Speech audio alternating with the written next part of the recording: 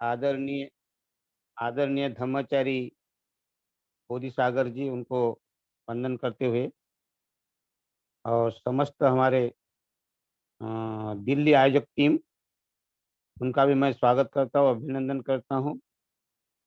और जो संचालन कर रहे धम्मचारी बोधि प्रकाश जी, उनका भी मैं खूब अभिनंदन करता हूँ। बहुत ही अच्छे सुंदर शब्दों से, मधुर शब्दों से और परिचय के लिए भी उन्होंने जो शब्द आज बड़े-बड़े ऊँचे शब्द दिए हैं, उनका बहुत अभिनंदन करता हूँ। और अ, हमारे आदरणीय धर्मचारी प्रज्ञा रश्मि जी, उनका भी मैं अभिनंदन करता हूँ और उपस्थित सभी अनुभवी धम्मचारी, धम्मचारिणी सबका एक साथ धम्म मित्र, महिला पुरुष, धम्म सहायक, सहायिका सबका अभिनंदन करता हूँ इस वर्ग में। और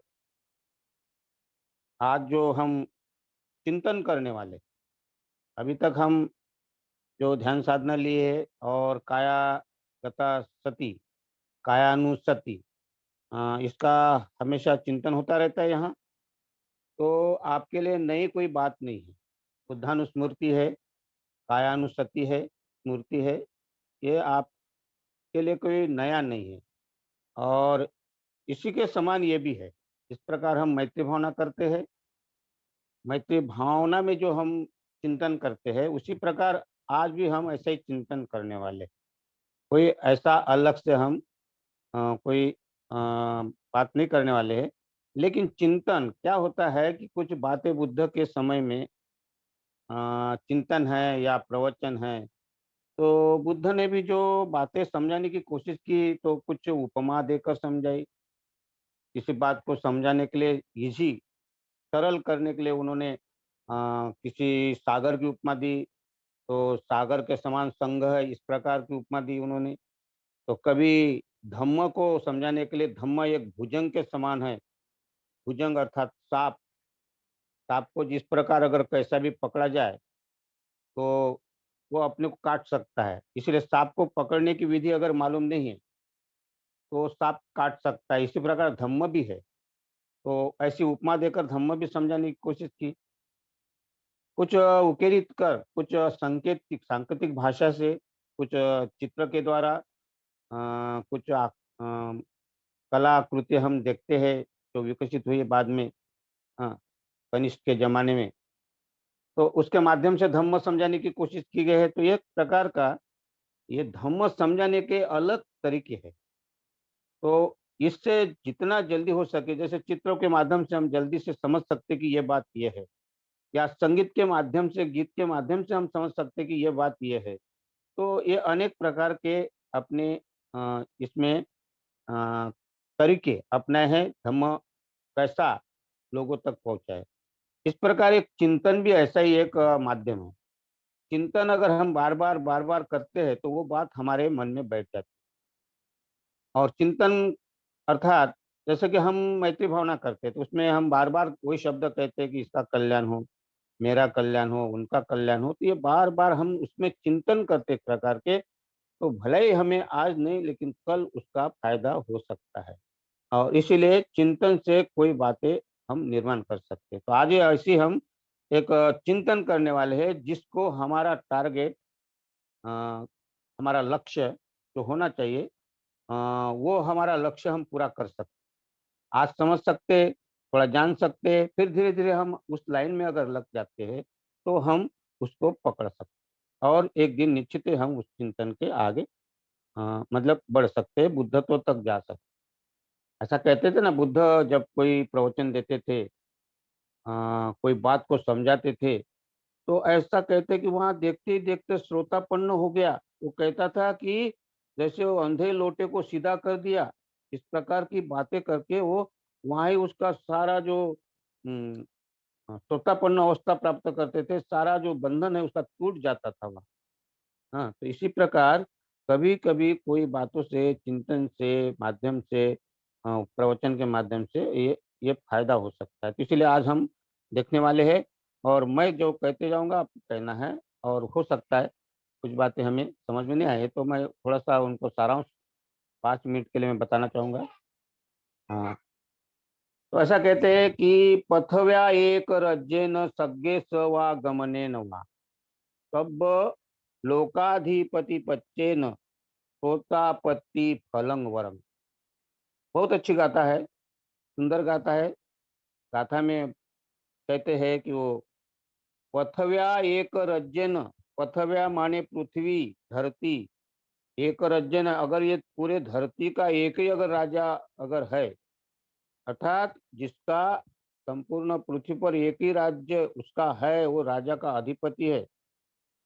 सज्ञे सवा गमने नवा, अगर कोई स्वर्ग है और स्वर्ग का भ्रमण भी करना है और स्वर्ग का भ्रमण भी अगर वो अच्छा है, तो भी सब लोकाधिपति पच्चेन, और इस संसार में, इस पृथ्वी में, सब ब्रह्मांड में, सारे संसार में अगर एक ही राजा हो, तो भी उस राजा से भी श्रेष्ठ है। क्या श्रेष्ठ है? श्रोतापत्ति फलंग वरम, अर्थात श्रोतापन्न होना, ये श्रेष्ठ है। बुद्ध क्या कहते हैं कि सारा राजा, अगर कितना ही बड़ा राजा हो, पृथ्वी पर राज्य करने वाला हो, स्वर्ग में गमन करने वाला हो, या सारे अधिपति ब्रह्मांड में उसी का एक का हो, तो भी उससे भी अगर श्रेष्ठ है, तो श्रोतापत्ति फल प्राप्त करना श्रेष्ठ है।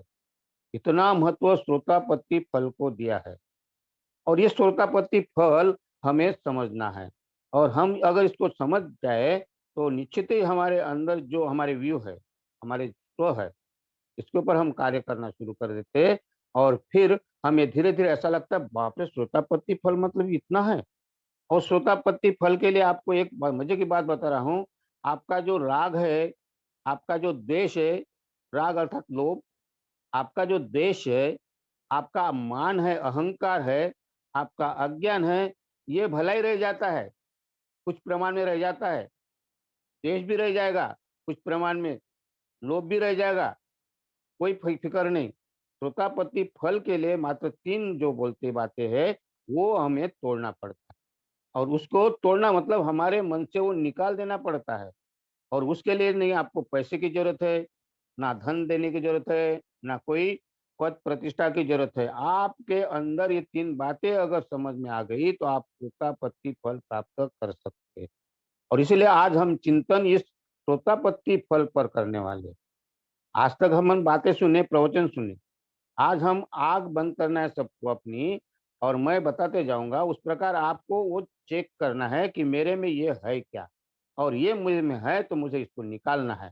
इस प्रकार जैसे मैत्री भावना में हम कहते हैं कि मेरा कल्याण हो, मेरा मंगल हो, मैं सुखी रहूं, ऐसा कहते हैं। इसी प्रकार इसमें भी मेरे में जो अवगुण है, जो सत्ता, तीन बंधन कहते हैं, जो तीन बंधन में मैं कहाँ फंसा हूँ, उसके ऊपर कार्य करना है। और ये कोशिश करना है कि इस बंधन से बाहर मैं कैसा निकलूं। तो आपको अभी हम देखेंगे 20 मिनट के लिए। आपको आँख बंद करके जब मैं बताऊँगा, तो पहला बंधन है पक्का दृष्टिकोण। तो हमारे, इशारा कर रहा हूँ, मैं बता रहा हूँ आपको कौन से पक्के दृष्टिकोण हो सकते हैं अपने। तो हमारे पक्के दृष्टिकोण हमने ये बना के रखा कि मैं बदल नहीं सकता, मैं जो हूँ वैसा ही रहता हूँ। हाँ, फिर हमारे पक्के दृष्टिकोण क्या बना कि मैं जो कह रहा हूँ वही होना चाहिए। मैं पति हूँ तो पत्नी ने मेरी बात सुनना चाहिए, मैं पत्नी हूँ तो पति ने मेरी बात सुनना चाहिए, बच्चों ने मेरी बात सुनना चाहिए। मैं अफ़सर हूँ तो अफ़सर ने, मेरी अफ़सर हूँ तो मेरी सब बाबू और चपरासी जो भी उन्होंने मेरी बात सुनना चाहिए। मैं कलेक्टर हूँ तो मैं कलेक्टर का दबका मेरे पास में रहना चाहिए, धाक रहना चाहिए। कमिश्नर हूँ तो कमिश्नर का धाक, अमीर हूँ तो अमीर का धाक, इतना दबाव रहना चाहिए। इस प्रकार हमारी जो सोच होती है कि पक्के दृष्टिकोण बना के रखे कि ये मैं यहाँ से बाहर नहीं निकल सकता है। इसी प्रकार मैं शूद्र हूँ और वो उच्च है और मैं नीच हूँ, ये भी भावना हमारे अंदर है, तो वो पक्के दृष्टिकोण में आती है। और वो बड़ा है और मैं छोटा हूँ, वो बड़ा है, ये भी भावनाएं जब हमारे मन में आती है, तो ये पक्के दृष्टिकोण है। तो ये पक्के दृष्टिकोण से हमें बाहर निकलना है। और पक्के दृष्टिकोण बाहर निकालने के लिए अ, हमारे वो पक्के दृष्टिकोण निकालने के लिए हमें क्या-क्या करना है, तो इसमें ध्यान देना है कि ये जो अनात्म है, ये शरीर जो अनात्म है, इसके तरफ अगर हम देखेंगे, शरीर अनात्म है, तो हमें पता चलेगा कि शरीर ही मेरा नहीं, तो मैं क्यों ऐसा मैं कर रहा हूँ? क्यों मैं पक्के दुष्ट में फँसा हूँ? तो ये शरीर तो एक दिन नष्ट होने वाला है। अनात्मा, इसमें कोई आत्मा नहीं है, तो भी मैं कहता हूँ कि आत्मा है, आत्मा है, आत्मा की शांति करना है। इस प्रकार ये पक्के दृष्टिकोण से हम बाहर निकलना है, तो कोशिश करेंगे हम चिंतन में। दूसरा है, हमारे अंदर जो है शंका कुशंका बहुत रहती है। हमें फायदा होता है कि नहीं होता, हम निर्णय नहीं लेते कोई भी बात को। हाँ, किसी ने कह दिया कि ऐसा करो तो उधर हम कर लेते। हाँ, किसी ने कहा कि भाई वहाँ गंगा स्नान करने जाओ, तो हम निर्णय नहीं लेते कि गंगा स्नान में वैज्ञानिक कारण नहीं देखते हम। तो हमारे क्षमता जो रहती है निर्णय लेने की नहीं रहती है, इसलिए हम उसमें बहे जाते हैं। तो हमें इस पर भी चिंतन करना है कि मैं निर्णय लेने में क्यों सक्षम नहीं हूँ, तो मेरे में कौन सी कमी है। तो हमें उसका जीवन देखना चाहिए। अपने बड़े-बड़े बाबा साहब हो गए, बाबा साहब ने कहते हैं लोग कि ध्यान नहीं किया, कुशंका में जाते हैं। तो बाबा साहब ने ध्यान नहीं किया होगा तो इतने कैसे आगे बढ़ गए होंगे, ना? तो बुद्ध ने ध्यान किया, बुद्ध के और शिष्य ने ध्यान किया, वो कैसे अरहत हो गए, वो कैसे श्रोतापन्न हो गए, तो मैं भी श्रोतापन्न हो सकता हूँ। ये निर्णय लेने की क्षमता आपने निर्माण करना है कि इसमें निश्चित ही शंका में नहीं जाना है। और इसी प्रकार शीलवत परामर्श में मतलब कर्म कांड में हम कौन से कर्म कांड में फंसे आज भी। तो इस प्रकार हम ये 3 बातों पर चिंतन करने वाले हैं। और हम अगर ये 3 बातों से बाहर निकल जाते हैं, हमारे अंदर का जो जिसको हम कहते हैं उसको अ, पक्के दृष्टिकोण, उसको सत्काय दृष्टि कहते हैं। फिर हमारे दूसरे जो है विचिकित्सा, ये पाली शब्द है विचिकित्सा, अर्थात हम कौन से बहानेबाजी करते ज़्यादा से ज़्यादा बहानेबाजी में रहते हैं। और सिल्वर परामर्श कौन से कर्मकांड में है, ये 3 बातों पर हम चिंतन करने वाले हैं। तो मैं बताते जाऊँगा और आप देखते जाएँगे। और आँख बंद करते जैसे अपन मैत्री भावना में मेरा कल्याण हो, मेरा मंगल हो, इस प्रकार का करते हैं, इसी प्रकार ही हमें ये करना है। तो अभी अपना 50 6 50 हो गए, ये 52 हो गए। तो सबसे पहले अपना बैठक करिए और आस-पास में आप ऐसा करिए, चिंतन कर रहे हैं आप, तो आप जहाँ भी अगर कोशिश करेंगे अपना वीडियो खुला रखेंगे तो अच्छी बात है। अगर नहीं रखते तो भी आप किसी का उसमें चिंतन के समय किसी का भी वहाँ आना-जाना या बात करना नहीं होना चाहिए। तो उससे आपको डिस्टर्ब होगा, आपका चिंतन में डिस्टर्ब होगा। क्योंकि ये चिंतन ये बहुत बड़ा ध्यान है। चिंतन से ही हम ध्यान में अंदर जाते हैं। और ये चिंतन करना, एक पॉजिटिवली चिंतन करना, ये बहुत बड़ा ध्यान होता है। तो इसीलिए आपका आप जहाँ जहाँ बैठे हैं, आपका वातावरण देख लीजिए, आपका दरवाज़ा बंद कर लीजिए, आपके यहाँ कोई आना नहीं चाहिए, जाना नहीं चाहिए। अगर आता है चुपचाप बैठे, बात नहीं करना है, चिंतन करना है, आँख बंद करते हुए आपके मन में जो पक्के दृष्टिकोण है उसको देखना है। तो मैं बीच-बीच में बताते जाऊँगा आपको। और आप अ, उसके ऊपर चिंतन करना है कि मेरे में ये दृष्टिकोण है, मैं इसमें फँसा हूँ, मुझे इससे बाहर निकलना है, इस प्रकार आपको चिंतन करना है।